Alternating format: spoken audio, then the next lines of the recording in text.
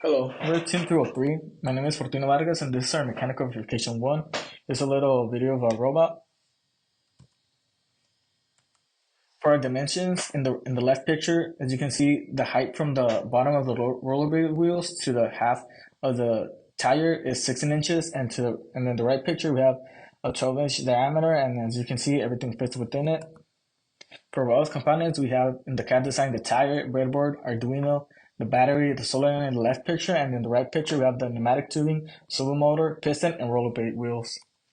For propulsion, we decided to use a linear rail with a one-way bearing, and as you can see in the video, it moves back and front. And for the steering mechanism, we decided to use a bell crank steering mechanism. This is a clip of the servo and the solenoid actuation test. Once we turn on the battery, the servo begins making a full sweeping motion, as it is told to do by the Arduino test code. You will also notice a clicking noise from the solenoid actuating. As we zoom in, you can see the red light periodically turning on and off. Readings are coming from both the magnetometer and reed switch. When I press the reed switch, the value for it changes from 0 to 1.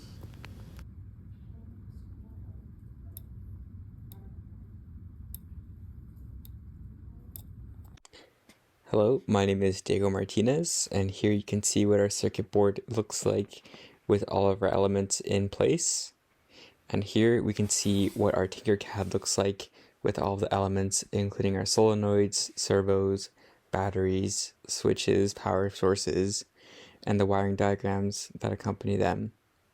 Part 1 of the experimental section was to calibrate the magnetometer with the uncalibrated raw data seen on the left and the calibrated data on the right. This is the code used to accomplish that.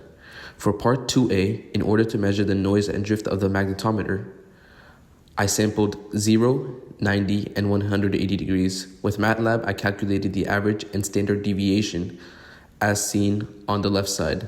The different sizes of the red squares indicate the size of standard deviation.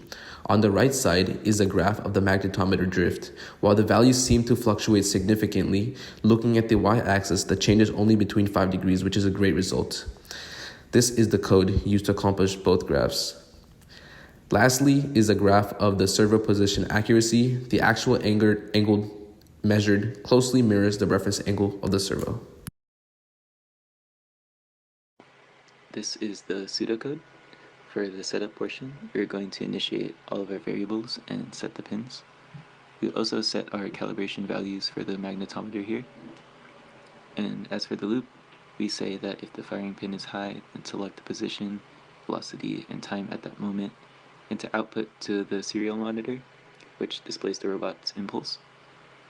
And then for controlling, once the competition starts, the solenoid valve will open and close repeatedly, and to turn at a certain threshold from the switch, and it will continue to move depending on the magnetometer reading, as well as the distance that was passed, to properly move through the channel.